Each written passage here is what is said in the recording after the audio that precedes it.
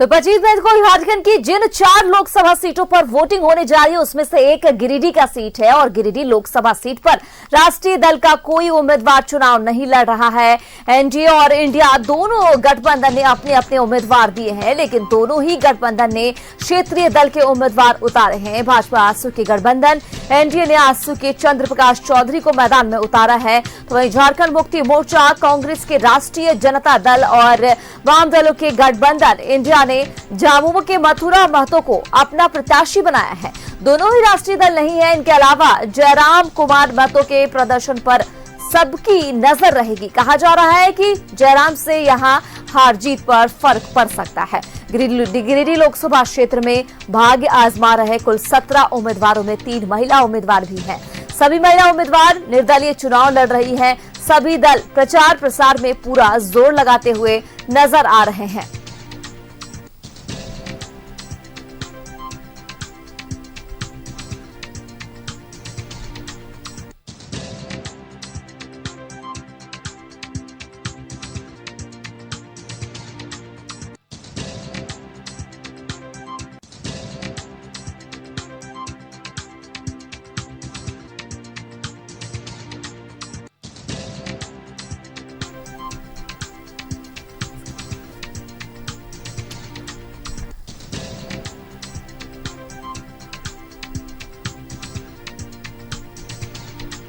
और इसी पे ज्यादा बातचीत के लिए हमारे सहयोगी राकेश हमारे साथ जुड़ चुके हैं। राकेश का रुख कर लेते हैं। राकेश, देखिए 25 मई को झारखंड के जिन 4 लोकसभा सीटों पर वोटिंग होने जा रही है उसमें से एक गिरिडीह सीट है और गिरिडीह लोकसभा सीट पर राष्ट्रीय दल का कोई उम्मीदवार चुनाव नहीं लड़ रहा है।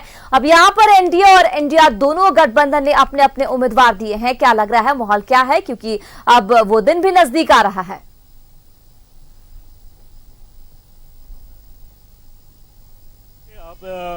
जो सियासी सरगर्मी है गिरिडीह में बढ़ चुका है। लगातार बड़े नेताओं का कार्यक्रम यहाँ लग रहा है। हालांकि आपने सही कहा कि राष्ट्रीय स्तर पर जो राष्ट्रीय दल हैं उन्होंने अपना उम्मीदवार नहीं दिया है। क्षेत्रीय दल के उम्मीदवार इस बार यहाँ चुनावी मैदान में हैं।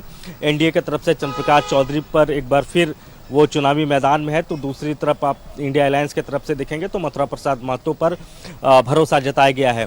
तो जो मुख्य मुकाबला है इन्हीं दोनों के बीच में बताया जा रहा है। हालांकि जयराम महतो जो हैं युवा नेता हैं वो भी गिरिडीह से इलेक्टोरल पॉलिटिक्स की शुरुआत करने जा रहे हैं। उनकी एक शुरुआत होने जा रही है, तो वो क्या इस मुकाबले को त्रिकोणीय बना पाएंगे या नहीं बना पाएंगे, या फिर ये जो मुकाबला है या फिर इंडिया अलायंस और एनडीए के बीच ही रह जाएगा, ये बड़ा दिलचस्प है यहाँ।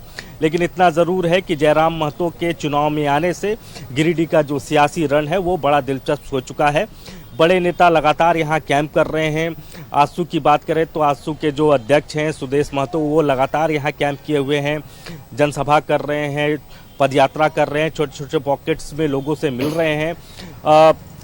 बीजेपी के प्रदेश अध्यक्ष बाबूलाल मरांडी की भी मौजूदगी लगातार गिरिडीह में देखी जा रही है। वो भी जो एनडीए के उम्मीदवार है चंद्र प्रकाश चौधरी, उनके पक्ष में लगातार लोगों को गोलबंद करने की कोशिश कर रहे हैं। दूसरी तरफ अगर आप इंडिया अलायंस की बात करें तो कमान एक तरीके से यहाँ कल्पना सोरेन ने संभाल रखा था, क्योंकि बगल में गांडे है और उनका वहाँ से वो उम्मीदवार थी, तो इस वजह से कल्पना सोरेन लगातार गिरिडीह में सक्रिय रहीं। इसके अलावा यहाँ के जो स्थानीय विधायक हैं गिरिडीह के झारखंड मुक्ति मोर्चा के सुदिव्य कुमार सोनू, वो भी लगातार गिरिडीह में मोर्चा संभाले हुए हैं। और गांडे के साथ साथ गिरिडीह को लेकर एक बड़ी जिम्मेवारी आप कह सकते हैं सुदिव्य कुमार सोनू के कंधे पर है। कल ही यहाँ मुख्यमंत्री चंपई सोरेन की भी सभा हुई है मथुरा प्रसाद महतो के पक्ष में। तो पूरी सरगर्मी महसूस की जा रही है गिरिडीह में और चुनावी जो तपिश है वो अब धीरे धीरे बढ़ता हुआ जा रहा है, क्योंकि अब बहुत वक्त नहीं है। 21 तारीख हो चुके हैं, 2-3 दिनों का ही प्रचार का शोर है। उसके बाद जो है वो लोगों के जनादेश की बारी आ जाएगी। तो ये जो बचे हुए दिन है, कोशिश यही की जा रही है दोनों तरफ से कि ज़्यादा से ज़्यादा मतदाताओं के बीच पहुंचा जाए, ज़्यादा से ज़्यादा लोगों तक पहुंचा जाए और अपनी बात रखी जाए। बिल्कुल राकेश, देखिए आप लगातार ग्राउंड जीरो से जुड़े हुए हैं और पल पल की जानकारी हमने देखा कि आपने वहां की जनता से बात की है। हमने देखा था राकेश कि पिछले बार जिस तरीके से मोदी की लहर देखी गई थी और 14 में से 12 सीट यहां पर अपने नाम किया था बीजेपी ने, लेकिन इस बार की अगर हम बात करें तो क्या लग रहा है परिणाम दोहराने वाला है और गिरिडीह की जनता कितनी अपने सांसद से खुश नजर आई?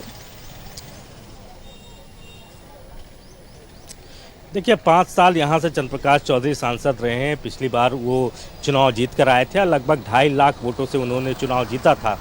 और इस बार हमारी उनसे बातचीत हो रही थी, कल उन्होंने दावा किया है कि इस बार जो जीत का आंकड़ा होगा वो 5 लाख पार होगा। तो अपने अपने तरीके से दावे किए जा रहे हैं। दूसरी तरफ मथुरा प्रसाद महतो को भी ये महसूस हो रहा है कि गिरिडीह की जनता जो है वो इस बार बदलाव के मूड में है।